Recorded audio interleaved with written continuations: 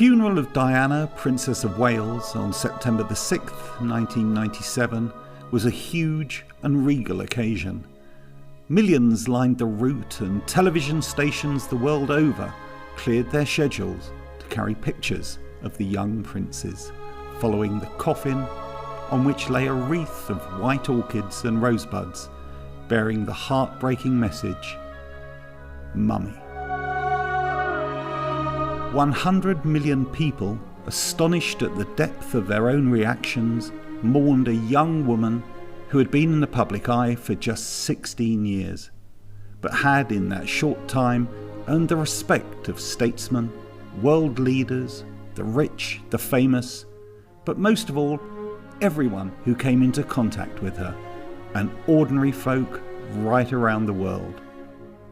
That is why she was mourned and still remembered as the People's Princess.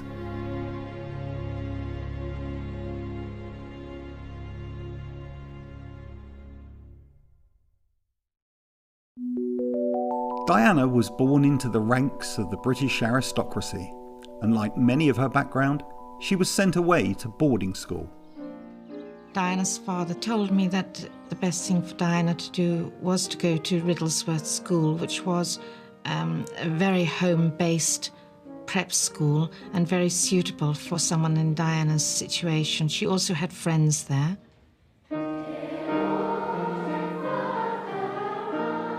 Diana's father said that she, perhaps out of all the children, had been the most disturbed at the breakup of their marriage. She was at the most susceptible age, really. The house that Diana lived in with her father and sisters, Jane and Sarah, and younger brother Charles, was Park House on the Queen's estate at Sandringham in Norfolk. Diana's grandparents, also courtiers, had rented the house from King George V. Park House was a comfortable, cosy home. Diana's father said that he was looking to make a warm, happy atmosphere for the children to come home to. And he was hoping that I would stay really until Charles, her young brother, went off to prep school, which would give some sense of continuity, because I found out that there had been quite a number of changes of help within the house.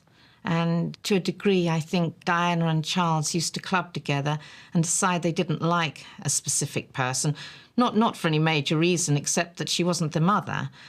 One or two of the tricks that Diana got up to, for example, she would lock the nannies in the toilet and throw away the key. She would go into their rooms, which she wasn't really meant to do, and get their clothes and throw up on the roof so that the man who worked there, he had to clamber up and get them down.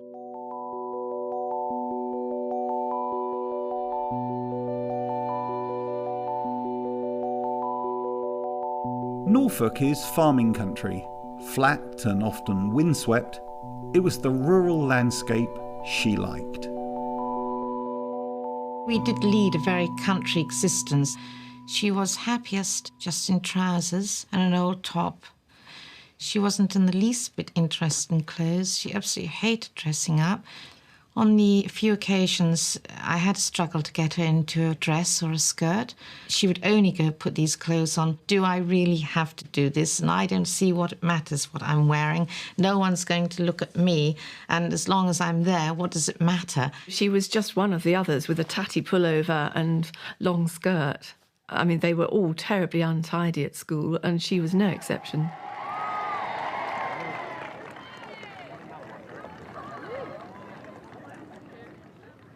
Diana was very much like any other child. She knew the ways of boarding schools, particularly as quite a number of her friends came. It gives me great pleasure to open the hall and to wish Miss Rudge every happiness in her retirement. My years at Westheath were certainly very happy ones indeed. I made many friends who I often see, and in spite of what Miss Rudge and my other teachers may have thought at the time, I did actually learn something. Though you would never have known by my O-level results. She was often slightly in the background with a smile on her face as though she was just going to be very naughty, which she usually was. She was always bringing back food illegally to eat when they're not supposed to bring it back, and they have midnight feasts in bedrooms.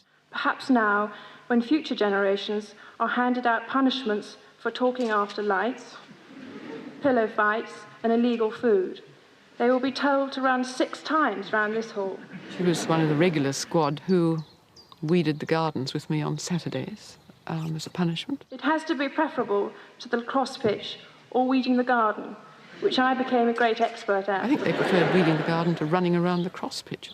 That generally happened before breakfast and was colder and more active, and she was involved in that too. Diana's main love was to be outside with her animals. She had a guinea pig that she was extremely proud of called Peanuts. She used to nurture a tremendous amount of love and care on this guinea pig. Peanuts went to school with Diana, came home from school with Diana, was entered in the flower show which we held annually, and won prizes for Diana.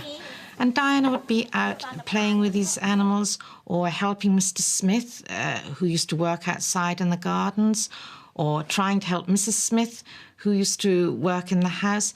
Diana always loved to be doing things. She really didn't mind what she was asked to do as long as it was practical and she felt she was helping. The Leggett Cup is awarded every term for helpfulness.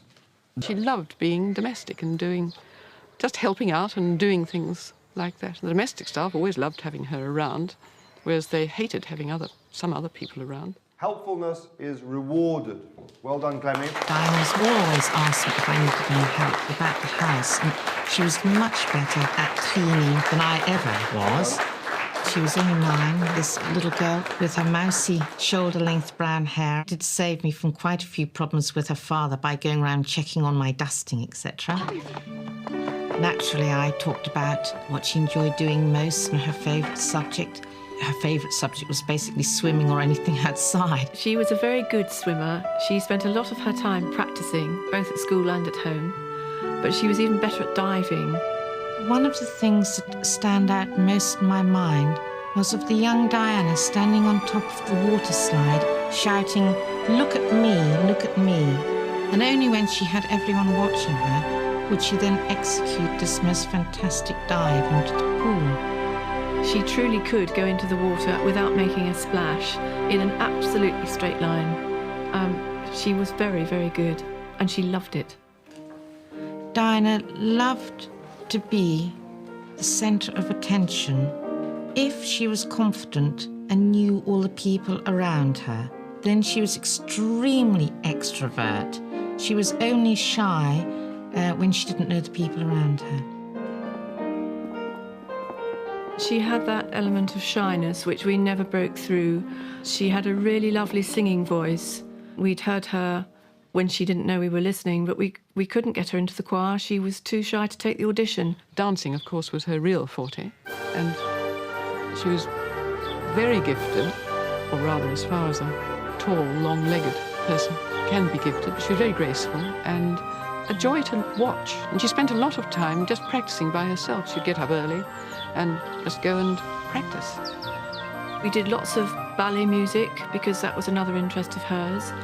The main piece that I remember was a piano duet by Dvorak, which is the Slavonic dance in G minor, which is pretty difficult. And she was determined to learn it, and she did. And she played it with great brilliance, wrong notes everywhere, lots and lots of laughter, but really a musical performance.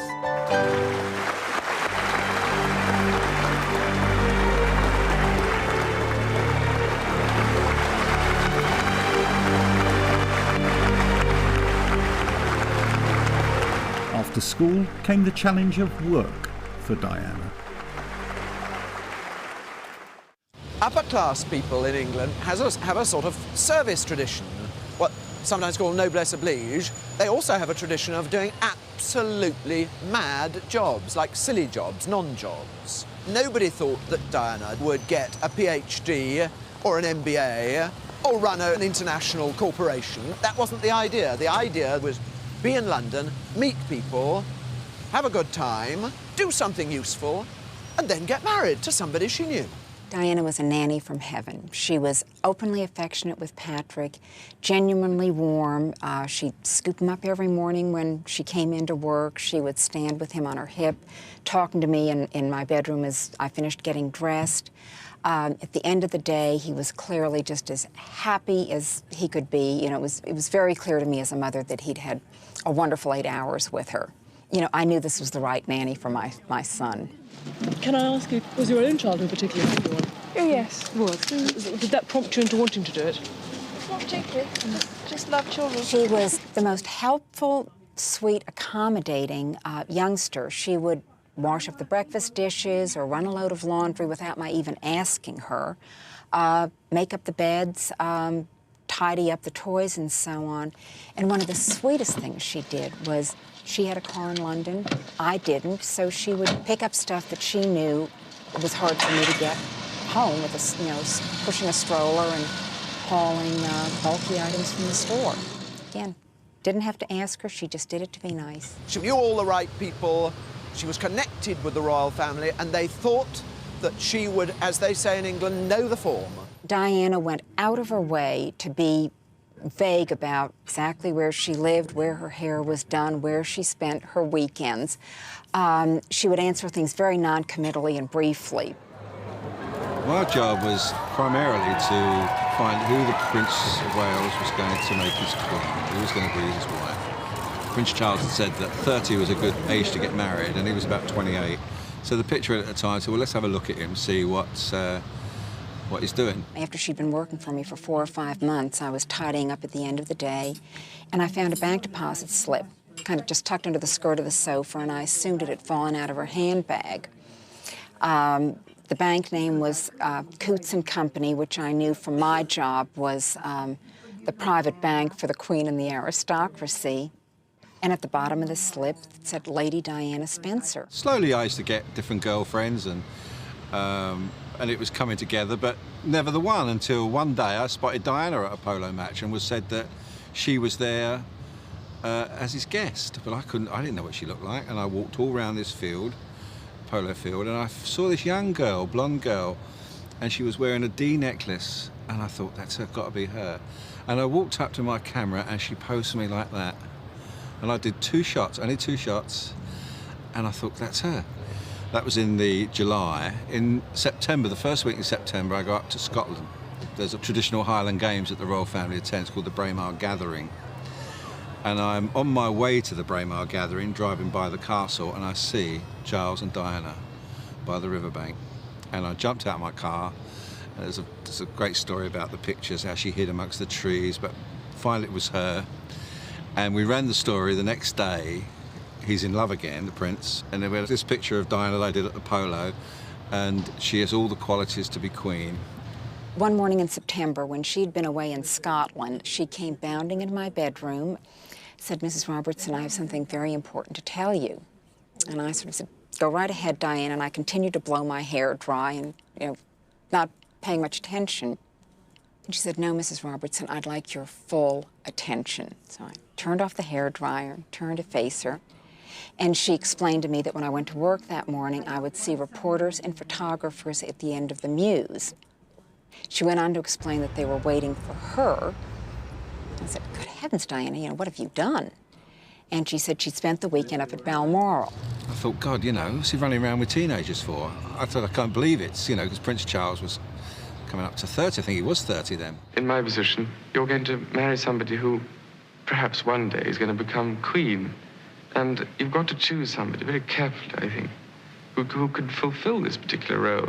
Because people like you, perhaps, would expect quite a lot from somebody like that. I asked her if she thought there was any chance of a romance developing, because we all knew that Prince Charles was in, need of a wife.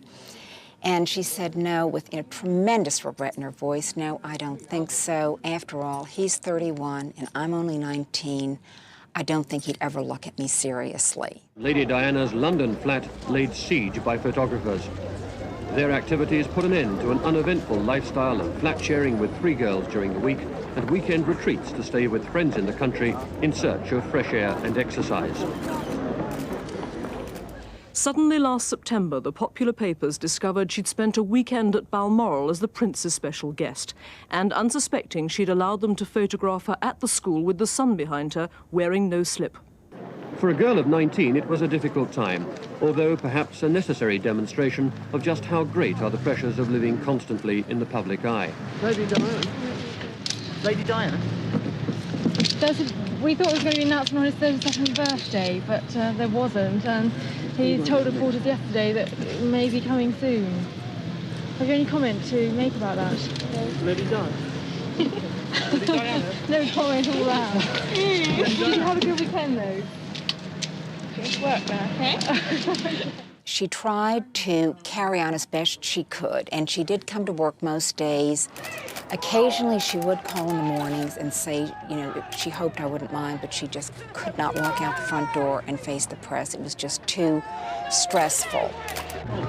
I would say, that's fine, I understand. I would call my office and say, I can't come to work today because Diana can't come to work. But of course, they thought it was terribly exciting that my babysitter was dating their future king. Is there any possibility of any announcement of your marriage in the near future? Can you tell me? Can you tell me if there's any possibility? No, but I'm not going to say anything, please. Right, but Prince Charles did give us a hint himself. He said we wouldn't have to wait too long. Careful. She knew she had to be terribly careful and terribly discreet and you know, polite and cheerful all the time. Was he completely off beam when he said we wouldn't have to wait too long? No. A lot of pressure for an inexperienced 19-year-old. I think it was February 24th. I picked up the phone while I was making the beds, and it was a friend from London saying, Mary, it's Dina, your girl made it. And I mean, I just shrieked, I jumped for joy. I knew it meant that Diana had become engaged to Charles. And I just get chills thinking about it now. I was so happy for her because I knew this was, you know, what she wanted more than anything in the world. Can you take us back to when you first met? You remember when you first met? Yes, certainly can. It was 1977 that Charles came to stay as a friend of my sister Sarah's for a shoot. We sort of met in a ploughed field. I understand that Prince Charles actually asked you for your daughter's hand. Yes, he did, very nicely. And I'm amazed that she's been brave enough to take me on. He said, rather surprisingly, she agreed to marry me, he said. At what point did you decide that this was the right lady for you? I mean, well, gradually. I remember when Prince Charles announced his engagement, I sent him a telegram and saying, congratulations on your forthcoming marriage, or something like that. And he sent me one back and it said, thank you for your kind remarks. I hope you won't be made redundant. But of course, I was going to be made redundant. It just started, the Diana bandwagon. He's getting on a bit, isn't it? About time we got married. Well, I remember thinking what a very jolly and amusing and attractive 16-year-old she was.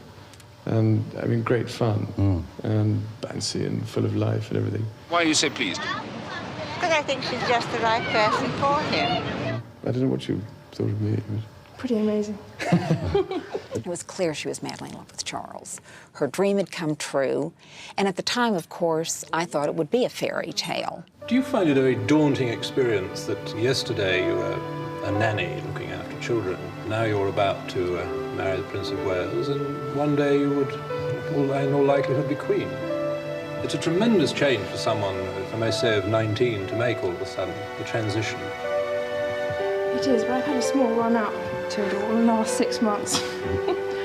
And next to Prince Charles, I know I can't go wrong. He's there with me. I'm sure Diana will be a wonderful wife to Prince Charles and a wonderful mother to his children. And I suppose in love. Of course. Whatever in love means. When I wrote to her and congratulated on her marriage, I reminded her of our childhood conversation and said, well, you know, Diana, one thing's for sure, you're marrying the only person in the country from whom you can never be divorced, because she did have parents who were divorced, and she wanted to make it clear to me that she herself would never, ever consider getting married unless she was absolutely, really in love and unless that person loved her. She absolutely and utterly adored this man. You have to remember that when she went into this relationship, she was not a woman of the world at all. She'd barely been out of Britain. She was a country girl. She was sweet and kind and old-fashioned. And so she was so happy to please him. And Lady Diana didn't disappoint those anxious to see her on her first public outing with her prince. His lady had well and truly arrived in a manner few of those present were likely to forget in a hurry. Her first public outing was also the first real sign of what was to come. Intense scrutiny, media attention, and criticism for revealing too much neckline and wearing black, a breach of so-called protocol.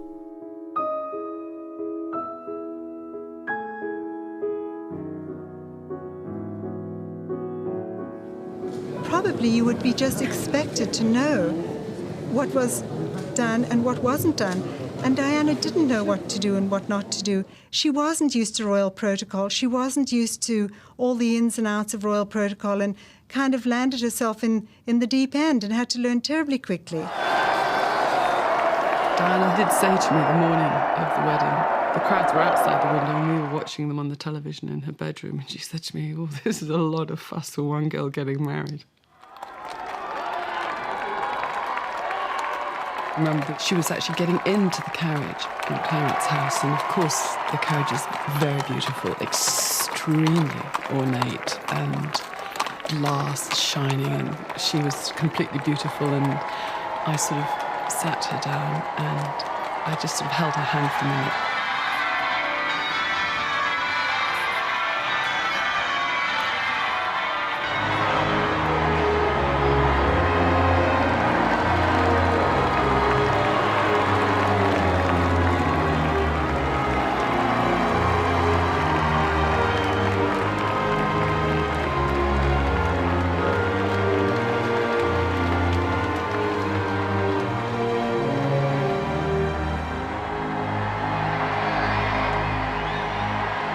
When she had to get out of the carriage and all these miles and miles of billowing English silk, she didn't think she was actually going to be able to get out and climb out of the carriage. And it was so sweet, and she was giggling about it.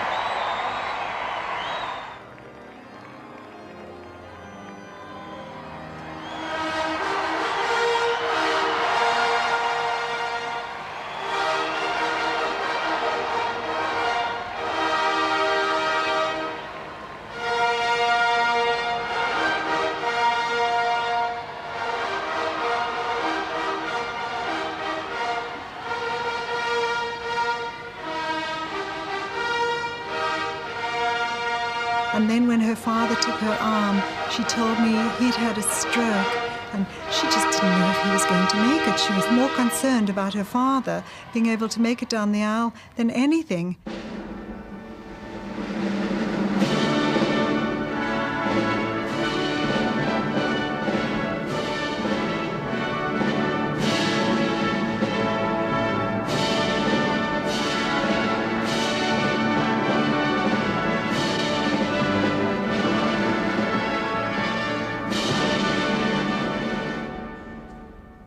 For better, for worse. For better, for worse. For richer, for poorer. For richer, for poorer. In sickness and in health. In sickness and in health. To love and to cherish. To love and to cherish. Till death us do part. Till death us do part. I, Diana Francis. I, Diana Francis. Take thee, Charles Philip Arthur George. Take thee, Philip Charles Arthur George. To my wedded husband. To my wedded husband. Well, we had arranged that we would meet so that I could actually just touch her makeup up, because obviously by then it was going to be pretty hot. And we'd arranged that I would be in the vestry so that when she came in to sign the register, I could remove the veil and check her makeup before she sort of walked out. I was waiting for her and she came over to me, and I was actually going to remove the veil at the time, so she lifted it up. And it was just after she'd taken the vows, and she leaned towards me and she said, "You know," she's like, "I made a mistake." And I said, "Yes." And she said, "Do you think anybody heard?" I think it was about like 88 million or something. But I just sort of smiled and went on, because I thought this is not the time to say yes.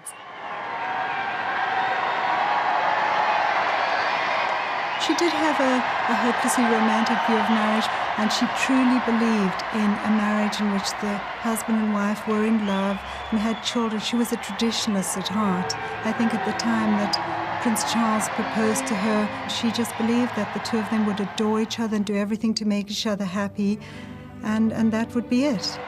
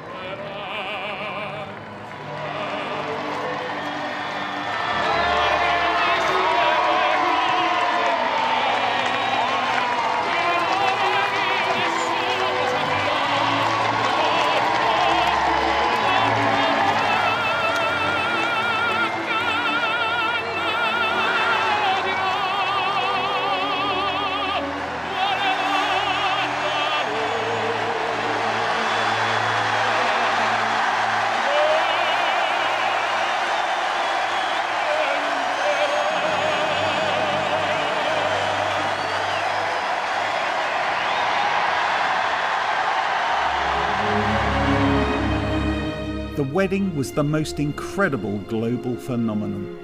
All around the world, people marvelled at her poise, her cool and focused charm. But if Diana and Charles thought that the honeymoon could be enjoyed in peace, well, they had another think coming.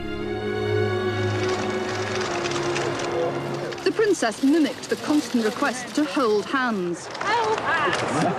Today, the Prince and Princess of Wales looked relaxed after their shipboard honeymoon. How are you enjoying married life? Highly recommend. After their honeymoon, how did they find Scottish weather? It's about 40 degrees cooler, I think, than the Red Sea where we were last. It's marvellous up in Scotland. Soon after, Diana, as Princess of Wales, had her first taste of royal duties, visiting that part of the United Kingdom. The occasion for the princess's first public speech, and she was looking distinctly apprehensive, with everyone taking bets on whether the princess would attempt a few words in Welsh. Mae'n bleser cael dod I Gymru, hoffwn ddod eto yn fuan. Diolch yn fawr. Prince Charles also joined in, and the princess, now very much more relaxed, provided the translation.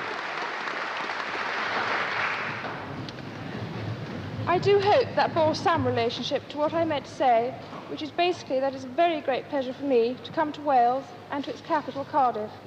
I look forward to returning many times in the future. And also, I'd like to just add how proud I am to be princess of such a wonderful place, and the Welsh people who are very special to me. Thank you.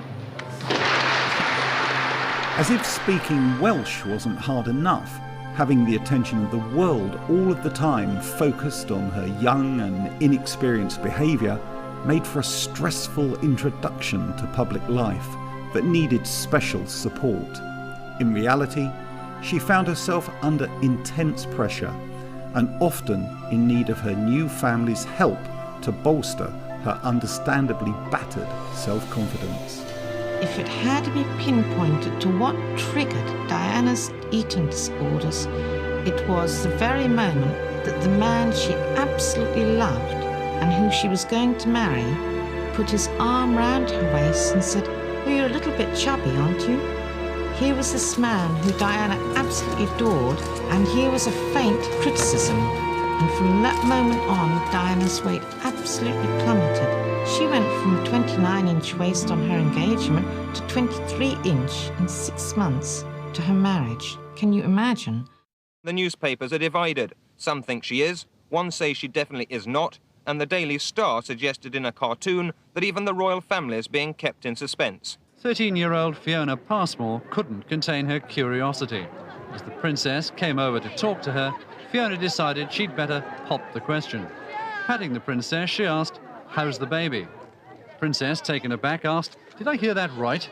but said no more, leaving everyone laughing except an embarrassed teacher and a little girl, still without an answer, but still trying to find out.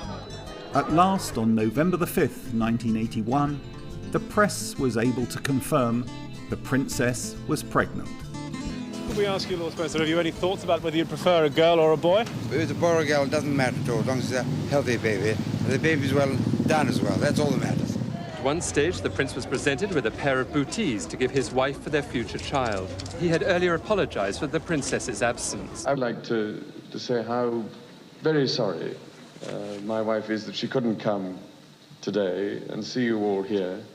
I'm sure you all appreciate the reasons, but I'm told that after 3 months things are inclined to get better, which is what I hope is going to be the case.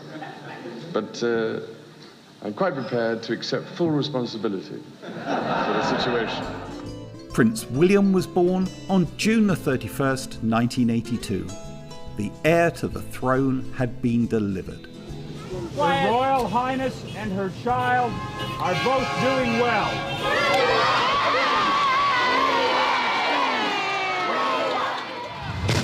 Can you tell us how the princess is?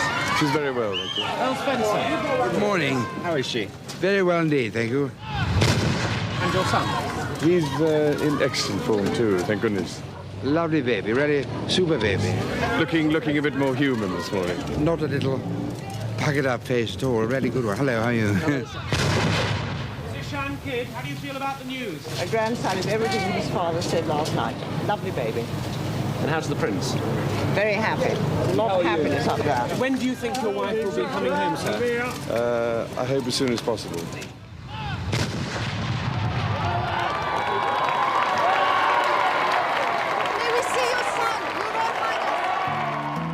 The birth of Prince William marked the high watermark of the marriage. Providing an heir was where Diana succeeded when so many royal partners had tragically failed. And all looked so rosy in the royal wedding garden. William's christening photo call showed the inevitability of royal life. The photo was taken in the same room as Prince Charles's had been decades before. The baby wore the same christening robe, using the same lace that the royal family had employed for a century.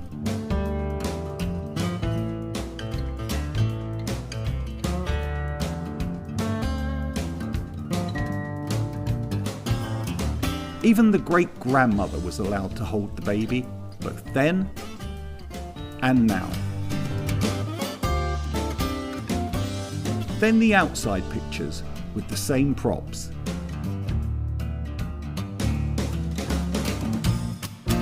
With Daddy doing the pushing and Mummy looking on. But Diana found motherhood gave her the confidence and strength to fight for changes in royal protocol. For example, making sure that now the royal baby travelled with father and mother to Australia in 1983, rather than being left behind. First fly on him already.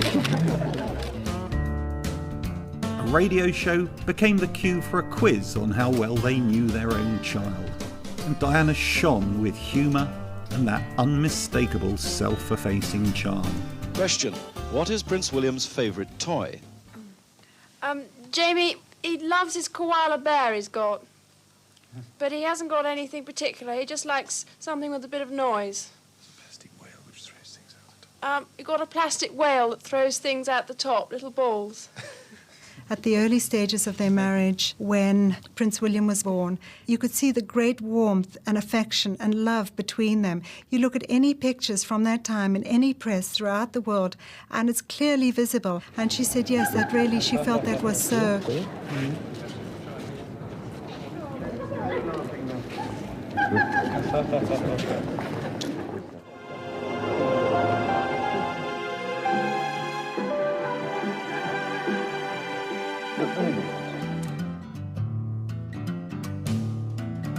And as Diana learned her royal craft, and became used to being in the public eye, the world soon realised that a star was in the making. The public fell in love, head over heels, with Princess Diana.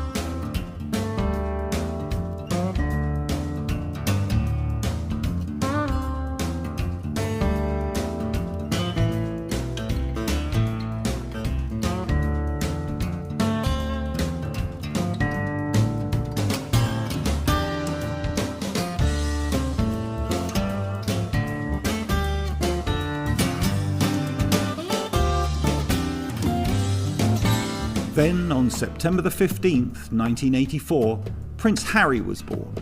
Diana had done her royal duty, by the book, providing William the heir and Harry the spare. All was perfect. There was not a lot of sympathetic understanding between the men in the royal household and their wives. I think Charles was very much of this mould. Rather look at your wife and think, well, come on, old girl, get on with the job. You know, this is your duty. You know, everyone's looking at you. Pull yourself together. Because that's how they've been brought up themselves. You don't show emotion. You don't have feelings. You've got the whole country looking at you. You know, do what you're there to do. But it was really at this point that the fairy tale life began to unravel. It was only after Prince Harry was born that really she felt things changed. She felt that Camilla had come back strongly on the scene. Camilla Shand had first been a girlfriend of Prince Charles some 20 years before.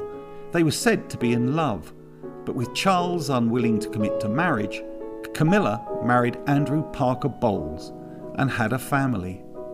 But Camilla and Charles never stopped being friends.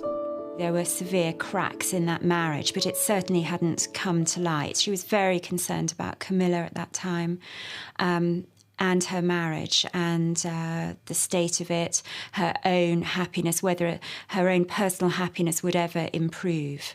And she wanted me to look at her chart and Charles's chart.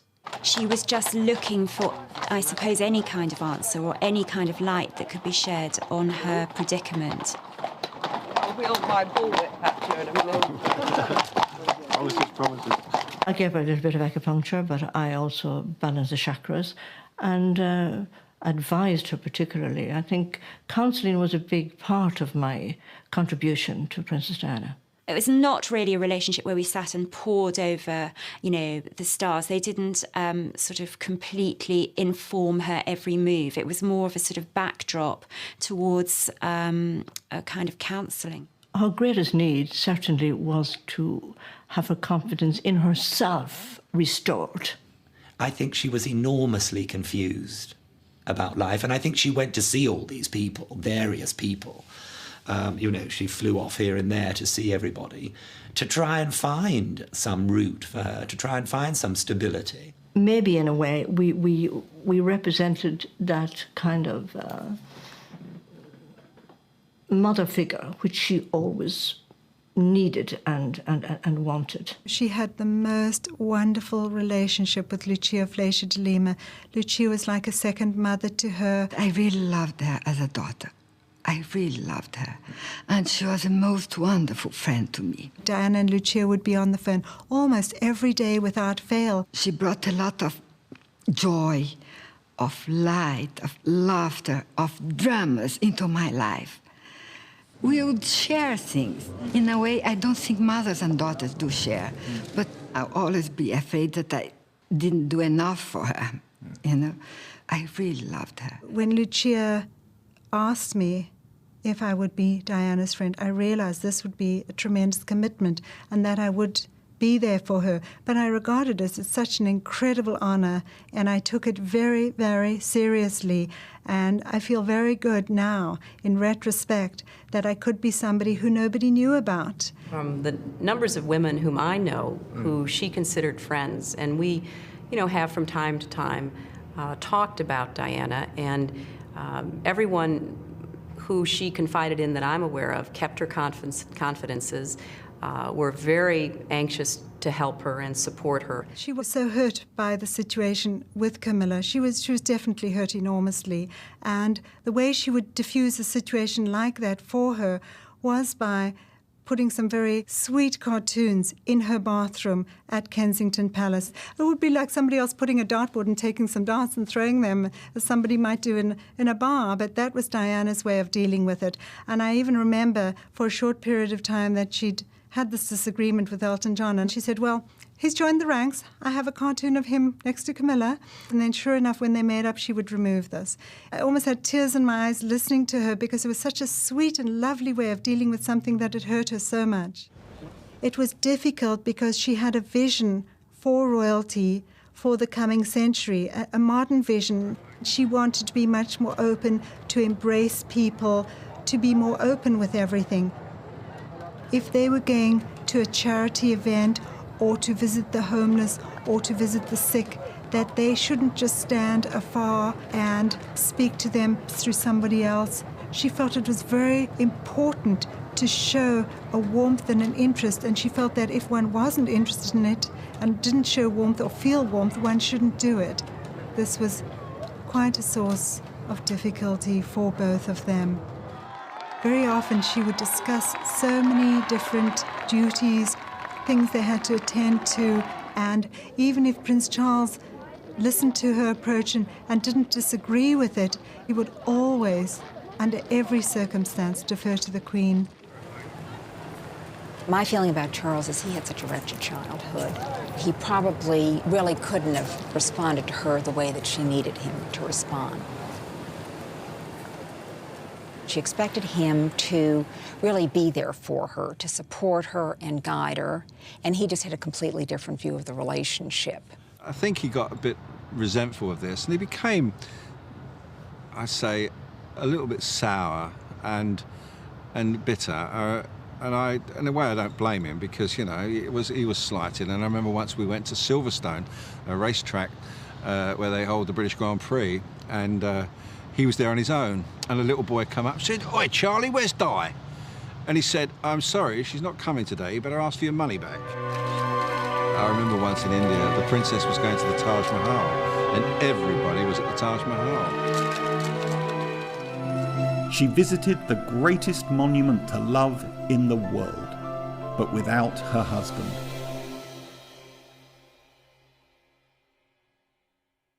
She turned her face away when he tried to kiss her at a polo match.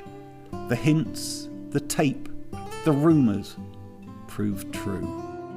In the end, it was all so ordinary. A unique moment in history played out in a small green room known as Court Number 1 at Somerset House. An alphabetical list of 32 couples applying for a decree nisi was before the court, with HRH the Prince of Wales versus HRH the Princess of Wales appearing last. The document issued this morning sets out that it was the Prince who lodged the petition for divorce on the grounds that the marriage had irretrievably broken down because of irreconcilable differences. It was signed by both the Prince and Princess. In August, the decree absolute was granted. It was the end of the fairy tale. On the day the divorce she never wanted was finalised, Diana, Princess of Wales, as she now is, was on familiar ground, besieged by the world's media. She kept a long-standing engagement at the English National Ballet, one of only 6 organisations she's chosen to continue to support. On the day of the divorce, when she was in here, she said, I'm having the most terrible day. This is one of the worst days of my life, but I have to accept it and I have to get on with it, and let's go and watch some rehearsals. And symbolically, she chose to change her appearance as well.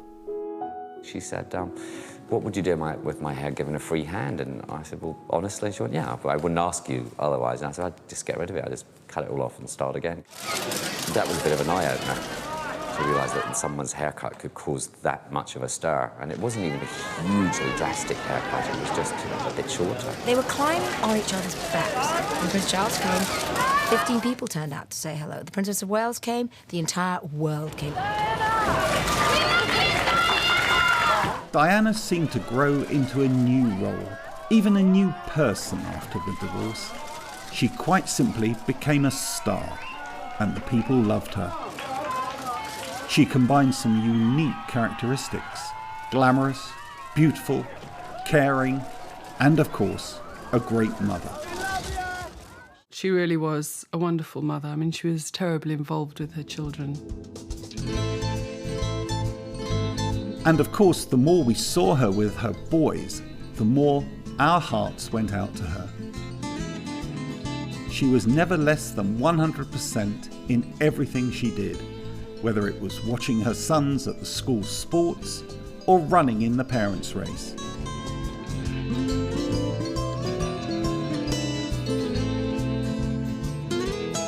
But what was totally clear was how much she adored William and Harry.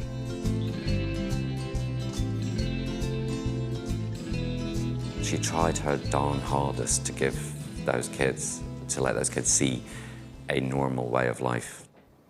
I can remember one particular time we were talking about the kids, which she loved to do, and she was just telling me a little school story. This was when William was very small, and I think he was still at junior school. And she said, you know, he came back, ran into me and said, Mummy, I'm a prince. And I think they have to call me Prince at school. And she said to him, you know, I said to him, your name's William, and just don't forget it.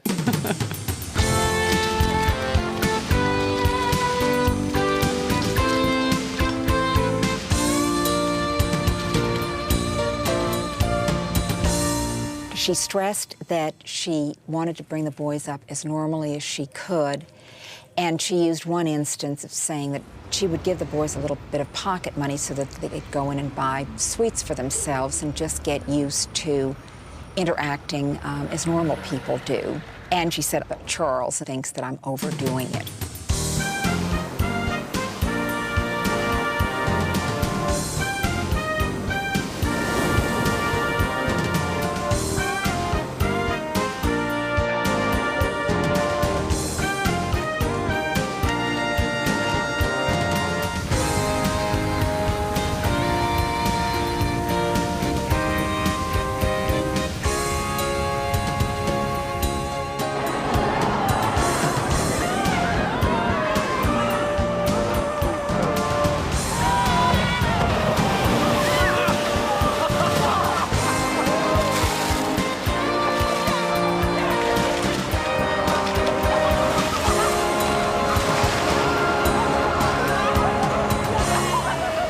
She used to go with him to amusement parks. This had a purpose. It was not just to please them, to do an outing with them. It was educational. When customers come in, you go through the specials of the day. We told Princess Diana and the 2 princesses specials, and Harry turned round and said, is that just because it's Saturday special? And Princess Diana turned around and said, you get a special smack in a minute. So she was really down to earth. She was great. She would take them to McDonald's, she would take them to the cinema, she would take them to Marks and Spencer's down the road in Kensington High Street or whatever, and she loved doing that, and it was really important. They were put in the same situation as any other boy, and she thought that's very important. She felt it was terribly important because of their positions and because of William's future, that he experienced firsthand what the world was really about, and not just read about it and be told about it, but to see it, to feel it and to touch it. She would very often, on cold winter's nights, take them out on the streets of London where there were no press and take them to talk to the homeless and have conversations with the homeless and just experience the other side of life. She really wanted them to know what the man of the street thought and how the man of the street felt, because she strongly knew that since William was meant to be king, he must know his subjects very well. And she said then they would go home and they would be at Kensington Palace and they would have a hot bath and realise how terribly fortunate they were and think of ways in which they could help these people. When I met with the Princess of Wales the day after her divorce, I saw a woman who was excited about her prospects and concerned about whether she would be able to fulfill what she really felt to be her destiny. That destiny was very connected to her wish to show her compassion to the world, to open her heart to the world, to show her love and change and affect suffering as it existed. And I did everything I could to support her in finding ways to make that happen, if only to believe that it might, because the opportunity was so tremendous. She felt compelled to try in her own way to demonstrate love, even though I think she believed she had not been loved well by many people. She knew very clearly that her role was no longer what it had been with respect to the royal family. Everyone knew that. What was unknown was the extent to which she would be given the room to really go out there and speak for changing the world and making it a better place with less human suffering caused by humans to one another. I was a battered woman, and I had to be put into a domestic violence shelter. And I came to Henry Street with 3 children, and because of the battering in the home, I was able to, flee and get into a safe environment. I was homeless. I was homeless with 8 children. I had a house up in Westchester County that I lost when my husband died with 6 kids. So that's how I came here. The women that she met with, the self-help women, we were very clear after I read my protocol and I told them, we all read up, we knew how to act. We were not going to embarrass Henry Street. Before she came, we were trying to figure out, were we supposed to say yes, ma'am, no, ma'am? Were we supposed to curtsy? What were we supposed to, how were we supposed to greet her? One of the self-help women, she couldn't act like we wanted her to act. Me and my big mouth. She looked at the princess and she kept saying, oh. And, we're kind of like, coolness, And so finally she said, oh, but you're so pretty. Just like that. Her skin, it was just unreal. And I was like, can I say that? And the princess, she was into it. And we just laughed. He was a person that is so out into the open, in front of everyone. And she was caring about someone that's as small as me. That's the way I took it as, personally. Right. And just to hear that and to, and to feel it all of a sudden, it just made me feel special. I was so surprised and struck about the natural, she felt just like anybody else. Diana embraced wholeheartedly the AIDS charities. I remember the first time we went to the Middlesex Hospital, and I went with Barbara Bush, the president's wife, and Mrs. Bush came in with Diana, and Diana went to these patients as though she'd known them all her lives. She sat and talked to them inches away from their face, determined to show them that somebody cared about them. And she almost single-handedly took the stigma away from AIDS. I remember all the jokes among the photographers going into the AIDS ward, and they were making remarks like, oh, you need a 500mm lens in there and all this, because we were all ignorant. We were totally ignorant, and she was there to show us how ignorant we were, to show us that there was this tremendous ignorance in the country about AIDS and how we should approach it. She was urged not to get involved because it was considered not a very nice disease, and the sort of people that get it are not very nice people. It was suggested to her, but she didn't think like that. She thought anybody that was ill deserved compassion, and she gave it to them.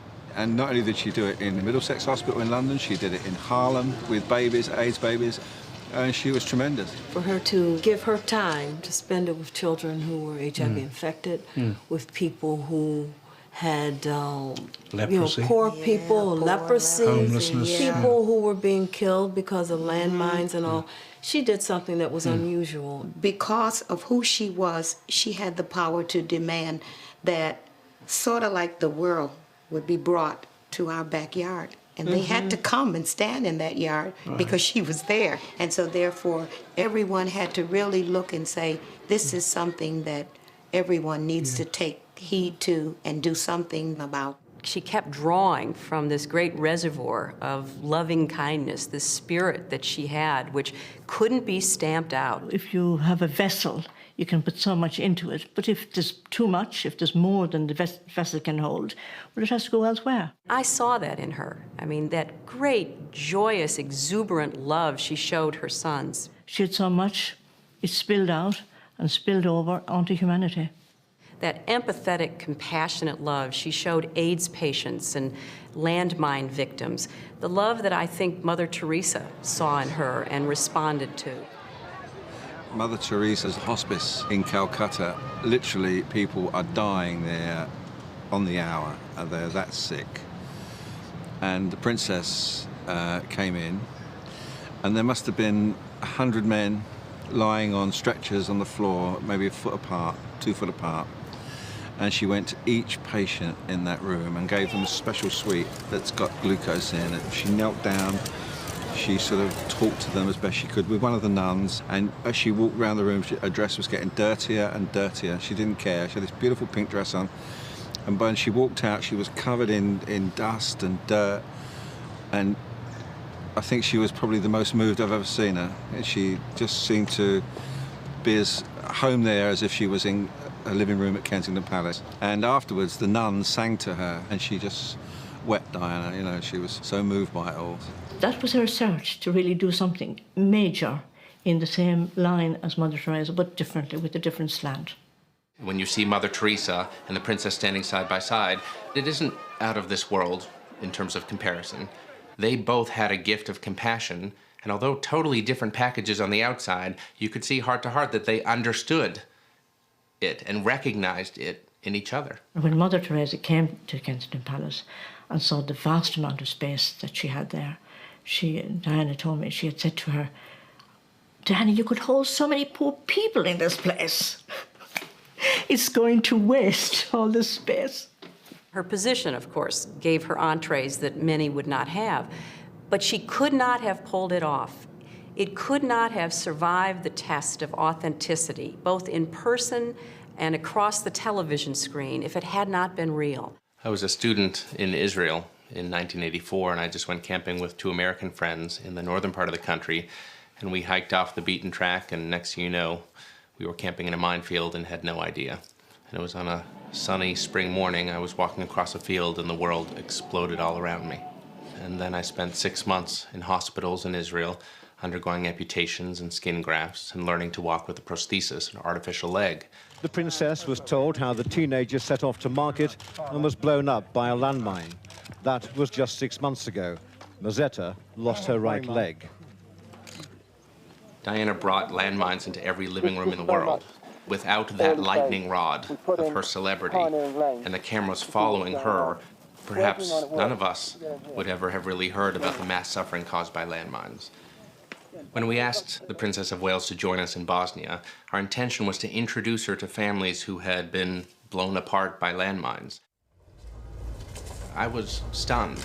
The more we allowed her to work and to be appropriate and just reach out with people, with her hands, with hugging, with touching, and not being afraid of anyone, the more I saw something really special happening in these families' homes. It was something to step back and learn from. Touching is one of the most important things in healing. Touch is the greatest healer of all. I've never seen her wearing gloves. She always touched people with bare hands. In the past, kings were supposed to have this healing gift. There was a special day during the year where people would go to the king, and the king would put his hands, his bare hands, on these people, and they would be free from some disease. And I think Diana really had this power. And I don't mean in the sense that she would touch you and to be healed, but she brought such a hope, such a joy into sick people's life. She touched them with such a loving way, and I think she transmitted them a very positive energy that helped a lot of them through their illness. In August '95, my lung collapsed and had to be rushed to hospital. And from that day onwards, my health's just gone down and down and down, really. And the part about my lung collapsing was it was about 6 weeks before my wedding. So, and I got out of hospital a week before the wedding, had my wedding, and then it collapsed again on the Tuesday. So my honeymoon was also back in the hospital. That's how I came to meet Diana. I was 4'6" before I went forward for the operation. I'd been having growth hormone injections for several years beforehand, and I'd always known that with these injections I'd get to 5 foot. So when the doctors finally told me that I wouldn't get to that height, that I was not going to grow anymore as my bones had fused, I was absolutely devastated. I broke my neck, spinal cord, around C2, C3 area, they're not quite sure. So this leaves me paralysed from the neck down. But the doctors did say that I'd never be able to breathe unaided by myself. And I've done that, so you never know. I think Diana really had this gift. She never thought she was special. She never thought she was important. She thought she was just there to help people and to be with people. I don't know. My consultant said to me, Diana would like to come and visit you for a second time. So I said, oh, okay. And when she arrived, she walked past my room because I'd moved. And she came back, sat down, said, oh, can I have a cuddle? Yes, you can have a cuddle. So she sat on the bed, she gave me a cuddle. She said, oh, I'm shaking. I said, it's the cameras, it's not you. And then when she sat down, she sat on the nurse's plate. No, you're fine, you're fine. No, push the red button. Thank you. That's just me. No, it's me. Sorry. It was lovely. It wasn't an act, it was a genuine feeling of what she felt. And you didn't feel unease with her. She didn't sort of make you think, oh, it's royalty. It was just so natural. But she was lovely. The first thing I remember her saying to me is, I was a bit worried about what I was supposed to be doing, so I asked, should I curtsy to you? And she says, oh no, I should be the one curtsying to you. You're all so brave. So that put me at ease straight away. She said to me, keep in touch, let me know how you're getting on. And as any 10-year-old would, I took her at her word and off went my first letter, just about a year later, seeing if she remembered me and telling her how I was getting on and how I was doing at school and everything. And to my surprise, she wrote back almost immediately and saying that she remembered me and just asking lots of questions. And I was absolutely amazed. I never thought that she would write back. And it just went from there. We wrote to each other right up until her death. Well, Princess Diana was in Liverpool opening the new women's hospital. And she was visiting the Anglican Cathedral, and she'd read about me, and she knew me through the charity, through Simon Barnes, and she got in touch and asked could she meet with me and the family. I was just shocked and amazed, but I didn't know what I felt, just couldn't believe it. She made me feel, even though I can't use my arms or my legs, like I could do anything. There's nothing I couldn't do. And it was just an incredible feeling. It's given me the biggest buzz of my entire life, I think. And then suddenly, brutally and shockingly, it was tragically all over. When it had seemed as if personal happiness was in her grasp, the candle that had burned so brightly was snuffed out.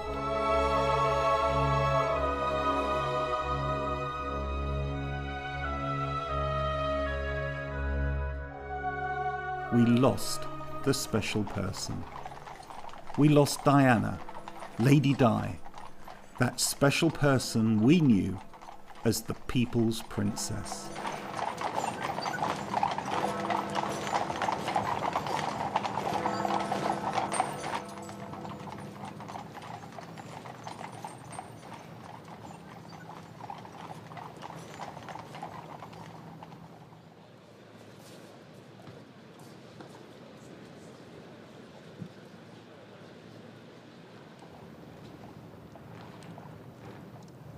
She was just like this ever-present presence, as it were. And it wasn't until she died that I realized that that had been the case.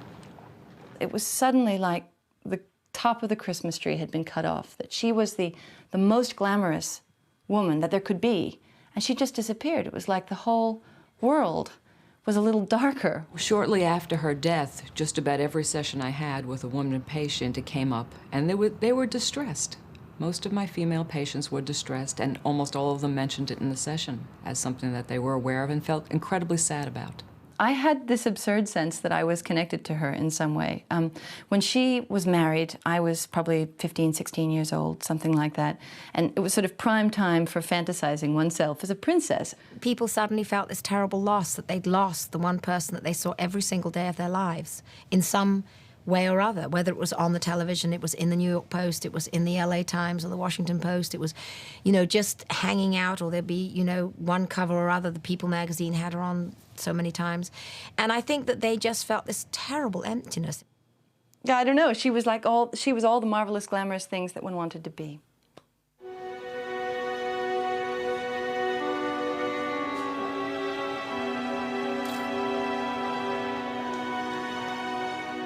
With normal grieving, we have a ritual, and we have a support system, and we have things that we do, and there's a timetable that seems to go with it. We don't have a timetable for these kinds of people yet, and we don't know how it's going to end.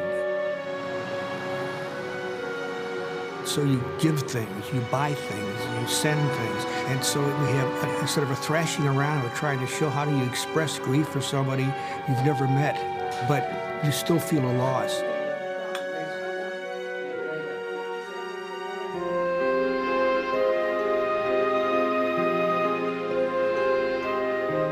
It isn't that she lived and grew old and we could see her possibly not looking just like she used to look.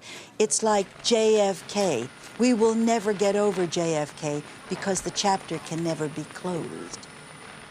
I think that the manner of her death and the fact that she was so young and it was all so unnecessary shook people. I think that in itself contributed to the sense of loss people had. There's a certain kind of tragedy that occurs to anybody who dies before we'd expect them to. I like to think that she was here for a reason.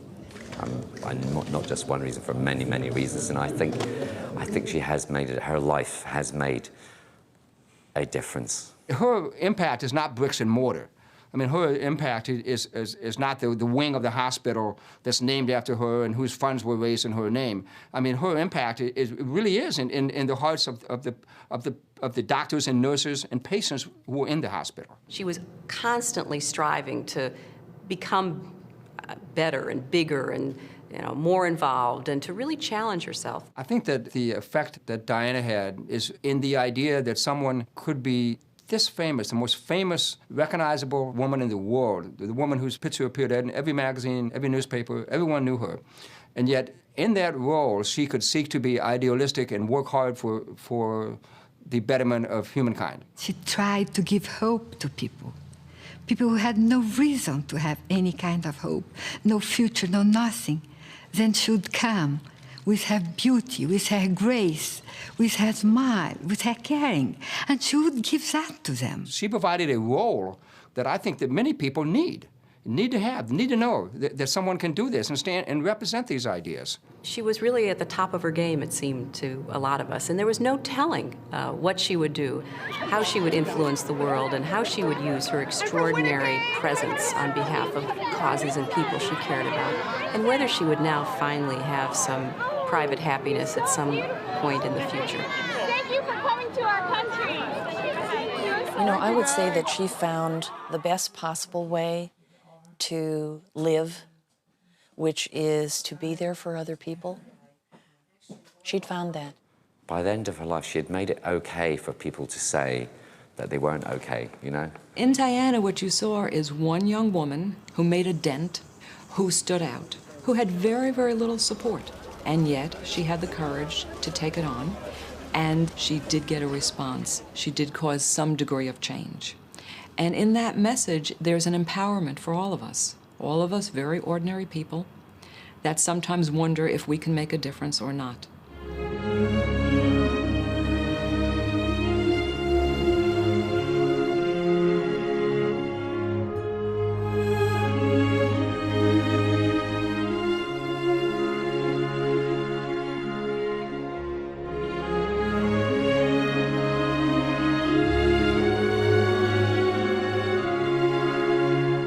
When Diana died, she left something special behind for everybody. She left a lasting legacy with her sons. They will never let us forget her, and they will take on their own responsibilities in her manner. She left a legacy to the world of her caring and her compassion. That is why Diana, the people's princess, truly was the queen of all of our hearts.